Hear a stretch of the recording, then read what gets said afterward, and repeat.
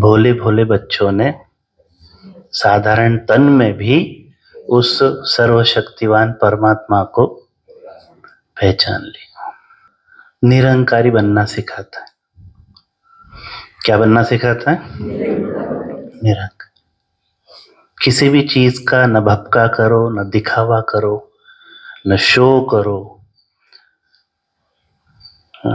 और आपकी गुण, आपकी कलाएं अपने आप प्रत्यक्ष होगी, आपकी विशेषताएं, आपकी महिमा अपने आप होगी। लेकिन उसके बाद भी महिमा भी मिलेगी, लेकिन वो स्वीकार नहीं करनी है ना। बाबा बोलते उल्टा नशा चढ़ जाता है। बाप को पत्र भी नहीं लिखते हैं, है ना। समाचार बाबा को लगता है कि मूर्छित हो गया बच्चा, नशा उल्टा। तो तीनों लोक और तीनों काल में एक ही चीज है जो अविनाशी सत्य है, जैसा था वैसा ही है, और वही कल्प वृक्ष का बीज है। मंदिरों में जाते हैं, मूर्तियां सामने होती देवी देवताओं की, लेकिन शिव मंदिर में जाते हैं तो जमीन के लेवल से नीचे होता है। बहुत सारे जो प्राचीन मंदिर है, आप जाओगे तो सीढ़ी उतर के नीचे जाना पड़ता है ना, देखा है? क्योंकि बीज जो है जमीन के लेवल से नीचे होता है। सारे देवी देवताओं को प्रदक्षिणा लगाते हैं, शिवलिंग को प्रदक्षिणा नहीं लगाते, क्योंकि वो चक्र में नहीं आता है, वो चक्र से छुड़ाने वाला है। सारे अगर जेल के अंदर बंद हो तो ताला खोलने वाला भी तो कोई चाहिए बाहर एक। बोले मैं भी अगर अंदर आ जाऊं तो बाहर से ताला खोलेगा कौन, है ना। इसलिए मैं बाहर ही रहता हूं। मैं जानता सब कुछ हूं, हर एक चीज जानता हूं, क्योंकि बीज में सारा वृक्ष समाया हुआ है, सब कुछ उसी से निकला है। भले हमें मानव को लगता है कि ये हमने इन्वेंट किया, ये हमने खोज की, ये हमारे अंदर ये कला है, ये विशेषता है ना, उसमें है सब कुछ, उससे निकला हुआ है सब कुछ। लेकिन फिर भी इतना होने के बाद भी वो गुप्त खुद को पीछे रखता है। पहले आप कितना रिस्पेक्ट देता है, देखा जाए तो उसकी नजर में कहो, दुनिया में कहो, हमारा न कोई शक्ति है न कोई औकात है। इतना बड़ा ब्रह्मांड, जैसे मैं कल परसों से वर्णन भी कर रहा हूं, इतनी बड़ी दुनिया है जो संकल्प से परमात्मा ने रची। कहते तो है ही ना ऐसे, भले ये कब बनी इसका कोई जवाब नहीं है, लेकिन कहते तो है ही कि भगवान ने अपने संकल्प से, तो उसके संकल्प में इतनी ताकत है, उसके संकल्प में इतनी ताकत है कि वो एक धरती को माना क्या नहीं कर सकता। एक ही संकल्प, बस संकल्प कर दो, परिवर्तन। मिनट मोटर का काम है उसके लिए, स्वर्ग लाना, है ना, परिवर्तन करना। लेकिन वो कहता है बच्चों का भी भाग्य बने। जैसे कोई बच्चा गड़बड़ करता है, कोई चीज उठा के नीचे गिराता है, उठा तो माँ बाप भी सकते हैं, उस चीज को कर तो माँ बाप भी सकते, लेकिन माँ बाप अपने सिखाते डिसिप्लिन। तूने गिराया ना, तूने गिराई वो चीज, चलो उठाओ, तुमने बिगाड़ा, ठीक करो। दूसरा, जिस बच्चे का भाग्य बनाना होता है माँ बाप को, बच्चे की कमाई तो कुछ नहीं होती हो, माँ बाप की कमाई होती है, लेकिन उसके हाथों से दान करना है तो उसका हाथ लगवाते हैं। हम क्या करते हैं? कुछ भी नहीं, बाबा हमसे करवा रहा है, हमारा भाग्य बने। देखा जाए तो उसको क्या चाहिए, है ना, शरीर ही नहीं है, उसको क्या चाहिए? वो तो हमारे भले की सोचता है, कर तो वो सब कुछ सकता है, लेकिन वो इतना निरंकारी है और करन करावनहार है, बच्चों को हर एक चीज, हर एक कर्म सिखाता है। तो उसी बीज से निकले हुए ये वृक्ष है, जो गीता के 15वें अध्याय में श्लोक है कि ऊर्ध्व मूलम अधः शाखम, ऐसा एक वृक्ष है जो उल्टा है, जिसका बीज ऊपर है और शाखाएं नीचे है। आप देलवाड़ा टेम्पल में भी जाएंगे, देलवाड़ा हमारी यादगार है, नीचे तपस्या कर रहे हैं, ऊपर सारी देवी देवता हैं। हर एक सेंटर, हर एक मधुबन है देलवाड़ा, चैतन्य देलवाड़ा मंदिर। तो आप अभी अगली बार जब देलवाड़ा मंदिर जाओगे तो वहां जो मूर्ति है उसके बाहर नक्काशी, वहां कल्पवृक्ष की भी एक नक्काशी, वो भी जरूर देखना, पेड़ है ऐसा।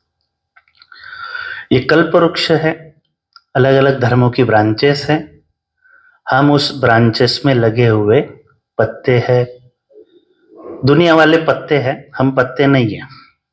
हम कौन है? फूल है, फल है ना। पत्ते तो दुनिया है सिंपल साधारण, लेकिन हम फल फूल है।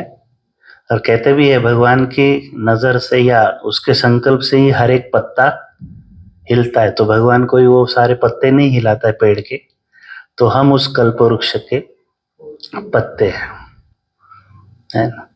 तो सारी महिमा, तीनों लोक, तीनों काल, देखा जाए तो सब कुछ वही वही है, हम कुछ भी नहीं है, लेकिन वो बच्चों को आगे रखता है। तो बीज गुप्त है, ऊपर सारा सुंदरता दिखती है पेड़ के, अरे कितना सुंदर फूल है, कितना सुंदर फल है, दिखता है ना।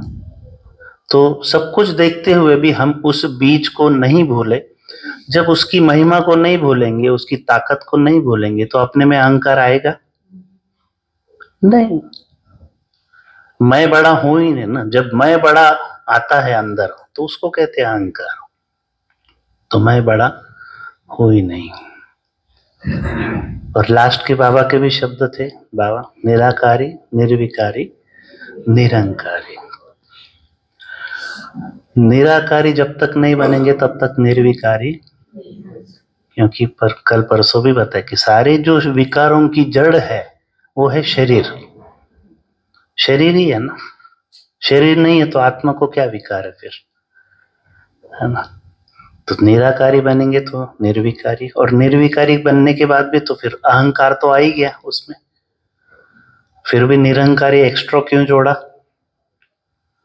निर्विकारी में तो अहंकार आ ही गया ना, तो निर्विकारी का भी अहंकार आता है। हाँ, मैंने त्याग किया, मैंने विकार छोड़े, किसके लिए छोड़े?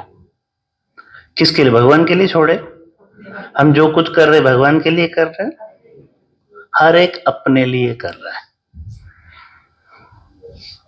है ना। मुझे प्यास लग रही है, मैं पानी पिया उठा के, मुझे प्यास लगी थी ना, मैंने पानी पिया, मैंने पुरुषार्थ किया, तो उसकी महिमा औरों से क्यों सुनने? आ रहे वाह क्या पानी पिया आपने, बहुत अच्छा पुरुषार्थ किया आपने, महिमा होनी चाहिए आपकी।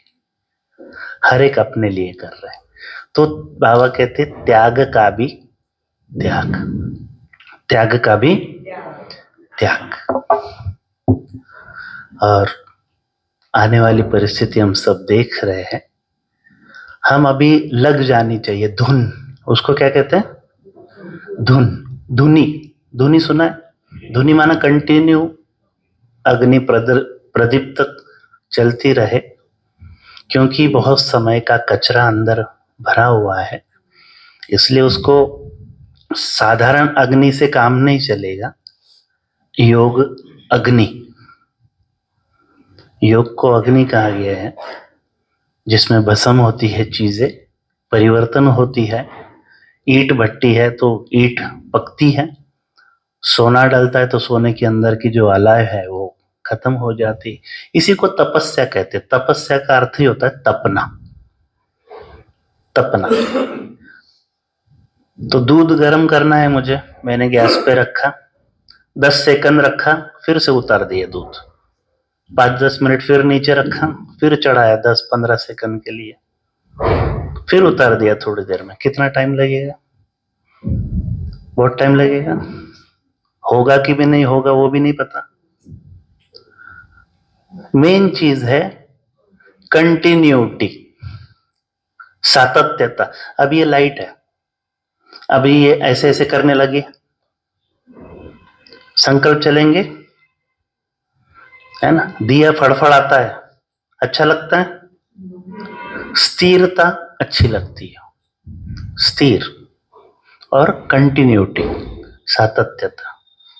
तो कंटिन्यूटी माना एक ही संकल्प में स्थित रहना, इसी को कहते हैं एकाग्रता, एक का आग्रह। एकादशी एक का आदेश में रहना, एकाग्रता एक का आग्रह, एक ही संकल्प। जैसे मोबाइल है, मोबाइल 100% चार्ज है, जैसे परम धाम में स्विच ऑफ है हमारा, हम आत्माओं का जैसे स्विच ऑन होता है नीचे, दिन भर आप मोबाइल यूज करो या नहीं करो, बैटरी धीरे धीरे डाउन होती, धीरे धीरे होती।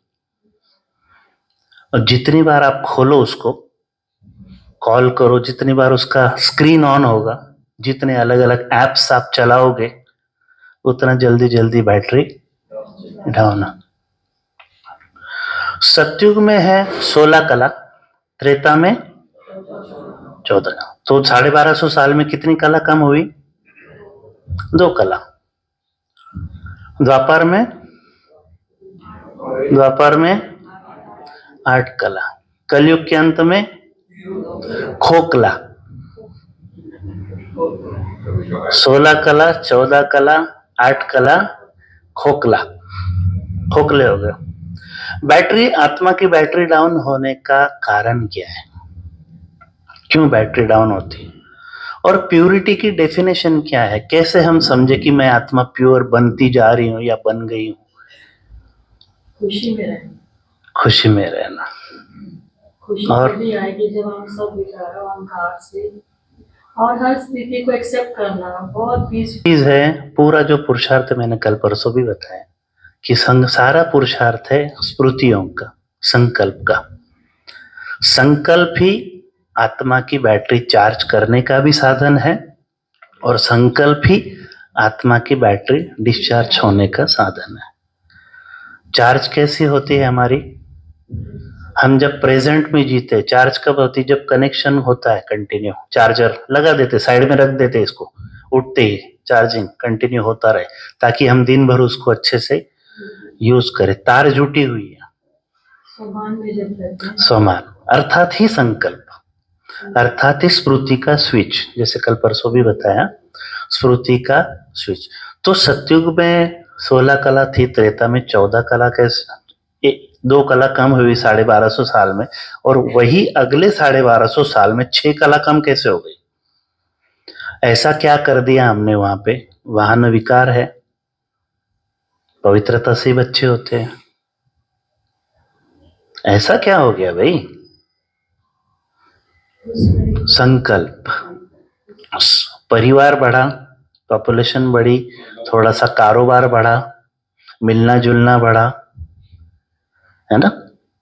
तो आत्मा की बैटरी, भले निगेटिव संकल्प नहीं है, विकारी संकल्प नहीं है। आज तो कितने, एक ही मिनट में हम कितने संकल्प करते हैं। तो बाबा कहता है, पूरी जो अव्यक्त वाणी आप पढ़ोगे, देखोगे, तो पूरा खेल है संकल्पों का, पूरा खेल। बाबा ने अनगिनत बार यही अंडरलाइन किया है, मन के ऊपर। सारा खेल मन का है। मन को जहां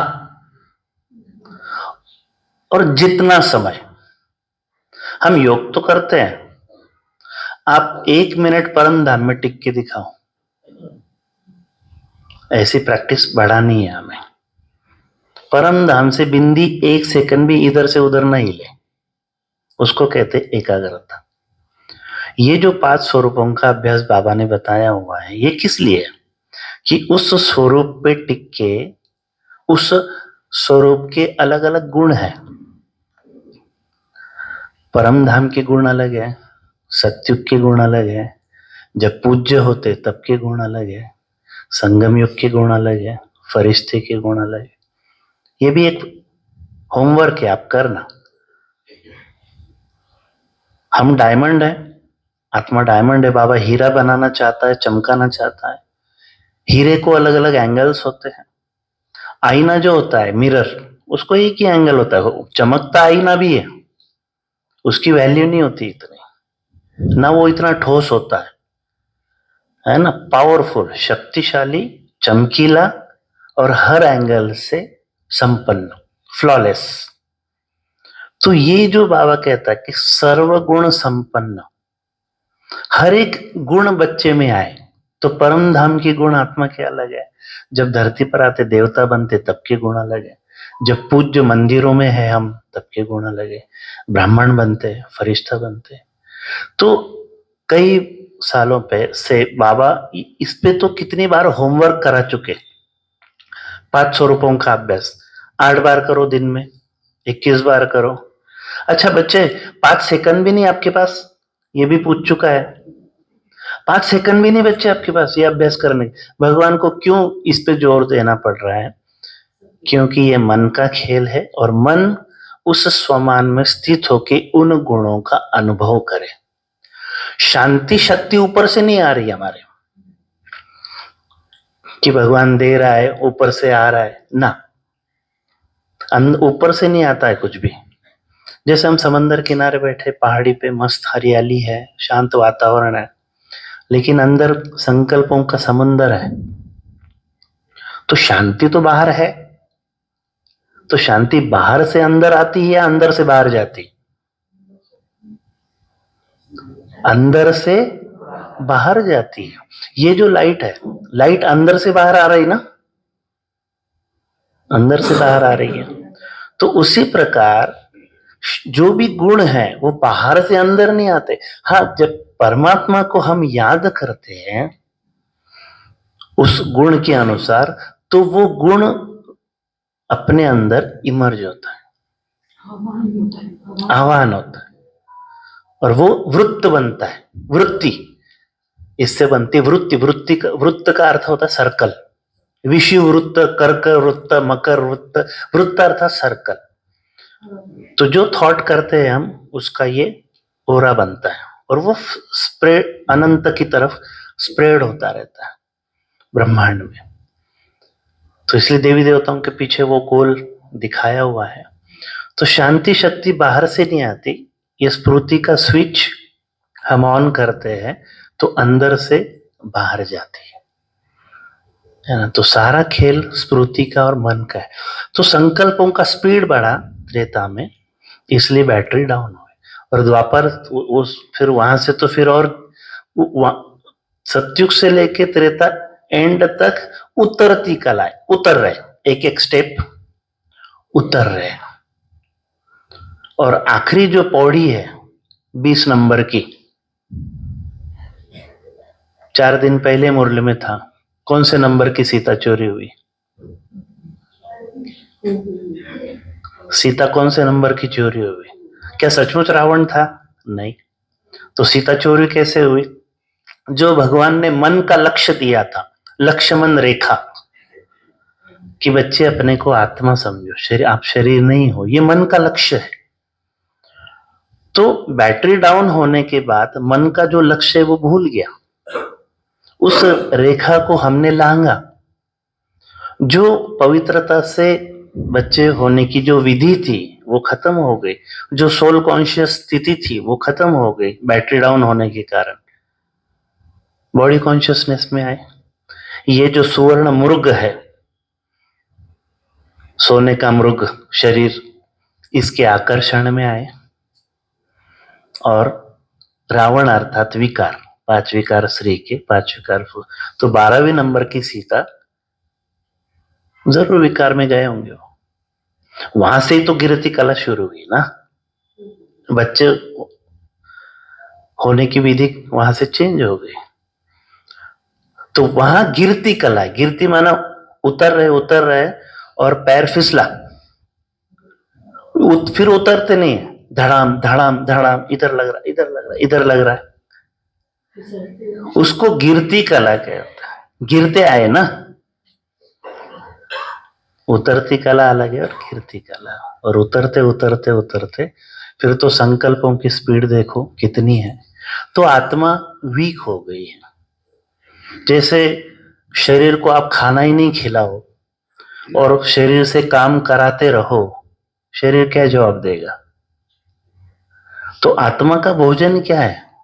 और भोजन भी है तो टॉक्सिक भोजन खा रहे संकल्प में।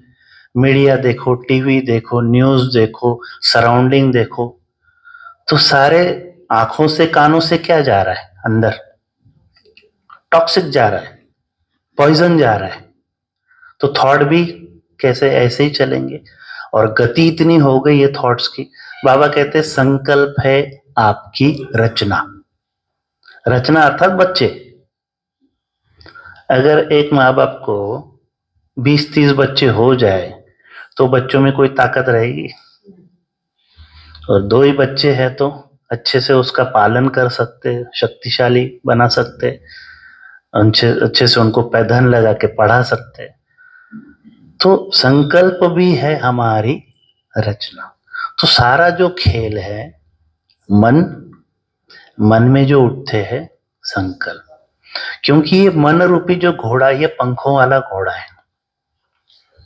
राजयोग का अर्थ है मैं, ये शरीर रथ है, आत्मा रथी है, 5 इंद्रिय घोड़े वो मेरे कंट्रोल में। इधर देखो, देखा, हाथ ऊपर करो, किया, इधर आ जाओ, पैर से चल के उधर गए, ये 5 इंद्रियां हैं, ये कंट्रोल में है। कभी कभी बोलते भी है, अरे यार हाथ उठाना नहीं था, उठ गया, यार बोलना नहीं चाहिए था, बोल दिया, है ना। तो फिर ये इंद्रिया भी आजकल कंट्रोल में नहीं। क्यों?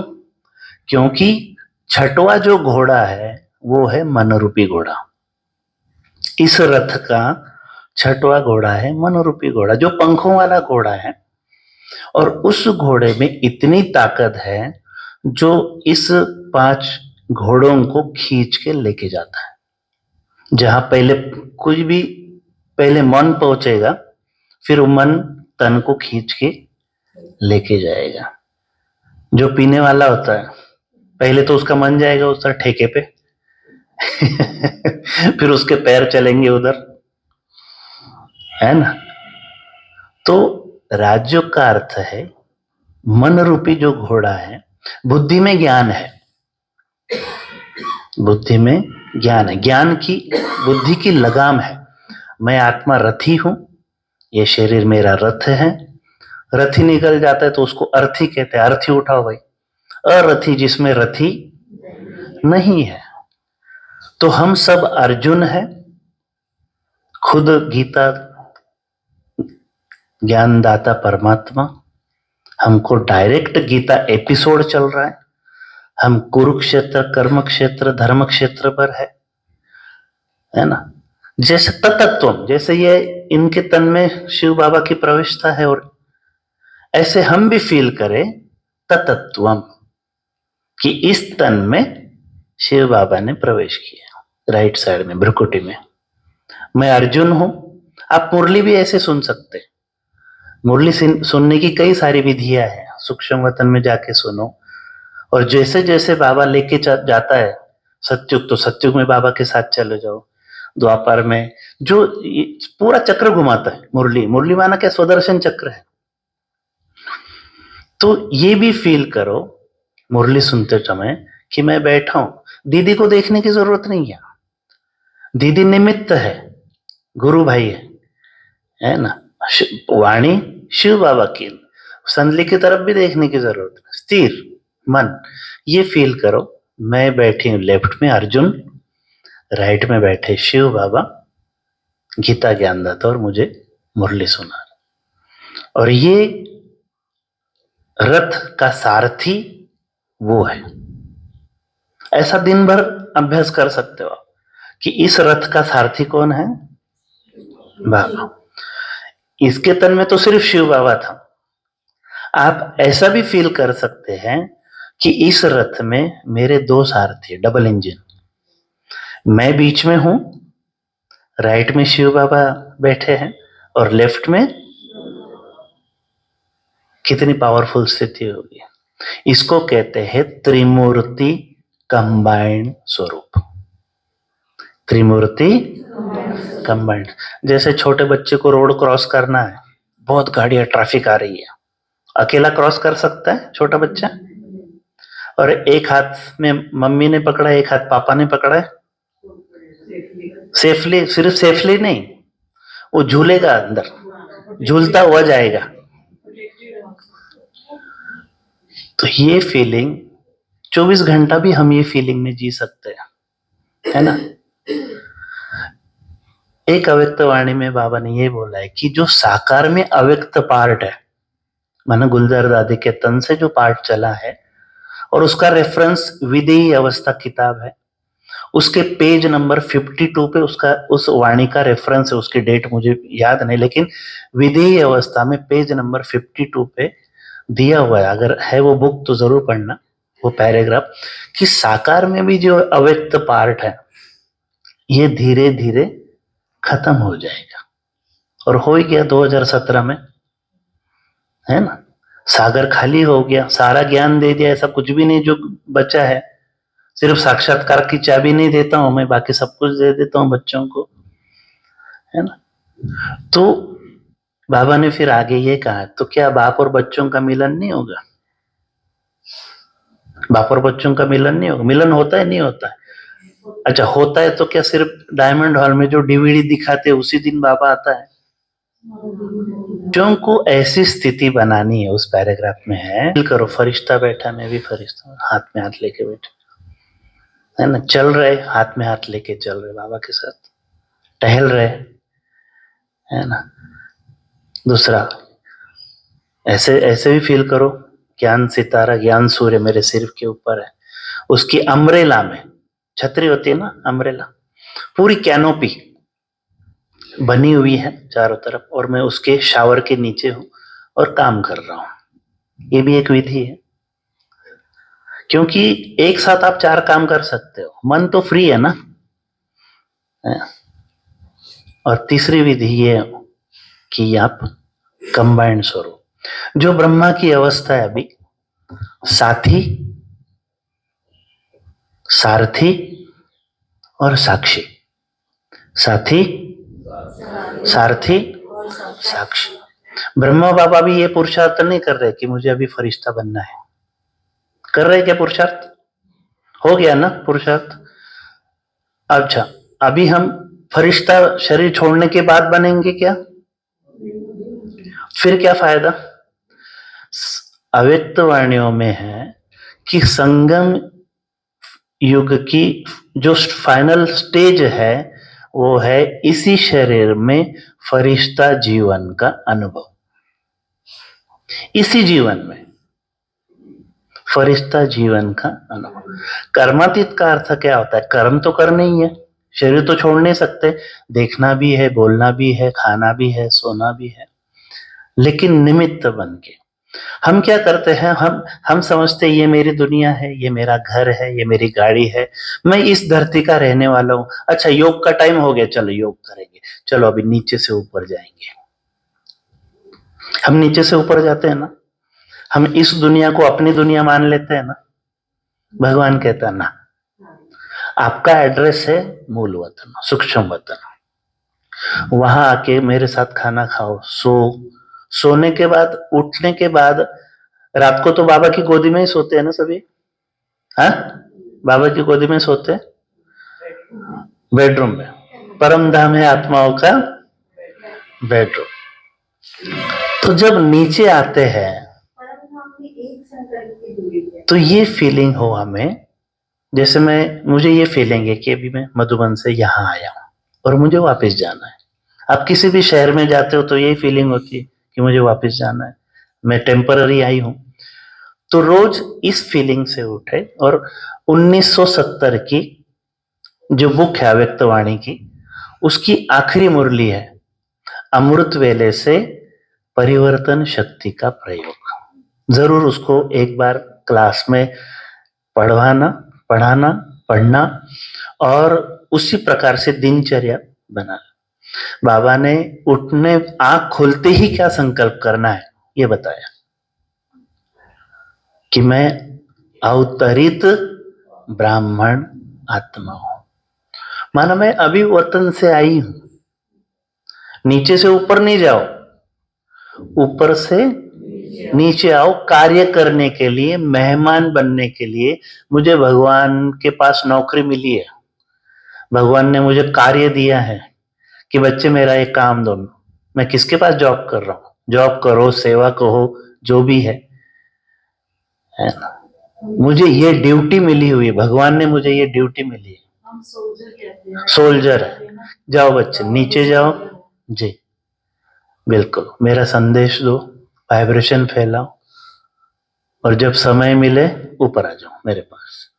घर मेरा वो है, और नीचे हम पैगंबर बन के आते हैं। हम मैसेंजर है, हम पैगंबर है।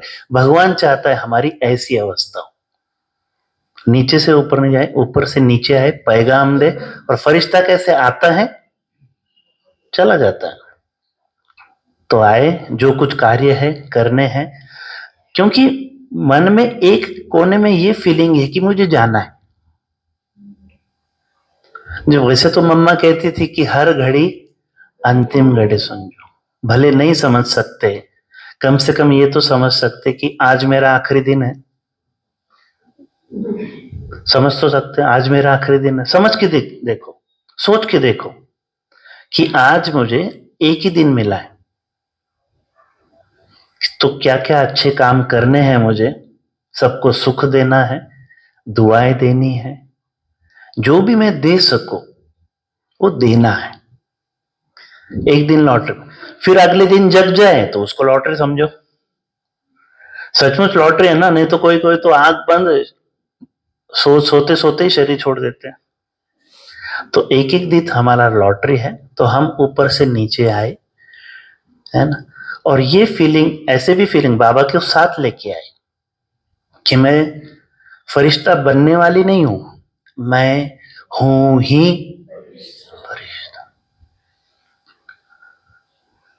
ये जो ज्ञान और योग है हमें वर्तमान में जीना सिखाता है। अब तक हम क्या करते आए, या तो पास्ट में जीते हैं यार, या तो कुछ अच्छी बातें हुई तो अच्छा लगता है, या बुरी बातें हो गई तो पछतावा होता है, ऐसा नहीं होना चाहिए, तो उस पे थॉट चलते हैं। भविष्य में ये करना है, या ऐसा हो गया तो चिंता भी होती है ना। मोस्टली आप अगर देखोगे, या तो हम पास्ट में जिएंगे या फ्यूचर में जिएंगे, और ये ज्ञान और योग हमें प्रेजेंट, इसलिए कहते हैं past is history, future is mystery. वो इतिहास हो गया, आगे क्या होना पता नहीं, लेकिन present is a gift. Present को क्या कहते हैं, गिफ्ट को क्या कहते हैं, प्रेजेंट कहते हैं ना, मैंने उसको गिफ्ट दी, मैंने उसको प्रेजेंट दिया। गिफ्ट को प्रेजेंट, तो प्रेजेंट के दो अर्थ होते हैं, वर्तमान काल और गिफ्ट। तो प्रेजेंट, तो ये ज्ञान हमें वर्तमान में जीना से, जब योग में होते हैं तो हम वर्तमान में होते कि मैं आत्मा फील करते हैं ना, है ना। तो मैं हूं नहीं, थी नहीं, बनूंगी नहीं, मैं फरिश्ता हूं, और अवतरित हूं, आकारी फरिश्ता हूं, उसमें मैं निराकारी आत्मा बैठी हूं। मेरे राइट में शिव बाबा बैठे सर्वशक्तिवान, लेफ्ट में ब्रह्मा माँ बैठी है जो कृष्ण की आत्मा है। हरि और हर दोनों अंदर बैठे हुए हैं, हरि है कृष्ण, हर है शिव बाबा। मुझे किसका डर, मुझे किस चीज की चिंता, मुझे किस चीज का भय, क्योंकि आने वाला समय बहुत खतरनाक है। हमें अपनी शक्तिशाली स्थिति ऐसी बनानी पड़ेगी, और बाबा जहां अब ले चलो, इन आंखों से सिर्फ मैं नहीं देख रहा हूं, इस आंखों से बाप दादा देख रहे, और सारे विश्व को सकाश दे रहे इन आंखों द्वारा। तत्त्वम, इसका अर्थ तुम भी, जैसा ये ऐसे तुम भी देते जाओ। ये है संगम युग के जीवन की फाइनल अवस्था, जीते जी फरिश्ता। कर्मातीत कर्म कर रहे हैं, लेकिन कर्म के इफेक्ट से परे, निमित्त बन के कर्म कर रहे हैं। निमित्त है, हाथों से करा रहा हूं, है ना, इस रथ को ट्रस्टी बन के चला रहा हूं, करके भी डिटैच। जैसे शिव बाबा आते हैं, शरीर धारण करते हैं, ऑर्गन्स लेते हैं, आंखें लेते हैं, मुख लेते हैं, कान लेते हैं, वरदानों के लिए हाथ ले लेते हैं, मेरा नहीं है, डिटैच, है ना।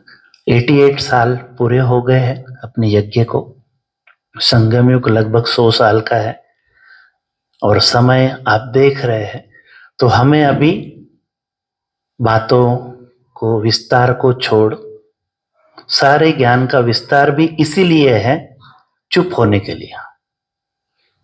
इतना ज्ञान है चुप हो जाने के लिए। जो धर्म स्थापक है, गुरु नानक जी की अवस्था देखो, साईं बाबा जी की अवस्था देखो, क्राइस्ट की अवस्था देखो, किसी को क्रॉस पे चढ़ा रहे, किसी को कितनी तकलीफें दे रहे, कपड़े फटे हुए, कोई लेना देना नहीं, खाना मिल रहा है नहीं मिल रहा है, कोई लेना देना नहीं, अवस्था देखो, मगन मगन। तो बाबा चाहता है मेरे हर बच्चे की अभी समय अनुसार ऐसी अवस्था, और सारा मन का और स्मृतियों का खेल है। मन को कंट्रोल करने में जो मेहनत लगती है, उस मन रूपी घोड़े को निगेटिविटी की तरफ जाने की आदत है। हाँ, पास्ट में फ्यूचर, और वो तो इतना पावरफुल है, इस रथ को भी लेके जाता है। तो मन मना भाव है, तो धीरे धीरे मन जैसे बढ़ता जाएगा बाबा की तरफ, सेवाओं की तरफ, तो धीरे धीरे उसमें ताकत आती जाएगी, समझ आती जाएगी। बुद्धि में ज्ञान की लगाम है, बुद्धि है लगाम, और बुद्धि से उसको प्यार से, दमन नहीं करना है, दबाना नहीं है, उसको डाइवर्ट करना है ना, मारना नहीं मन को, घोड़े को मारना नहीं, उस मन रूपी घोड़े को, है ना, उसको प्यार से लगाम को डाइवर्ट। तो यही पूरे ज्ञान का सार है। ओम शांति।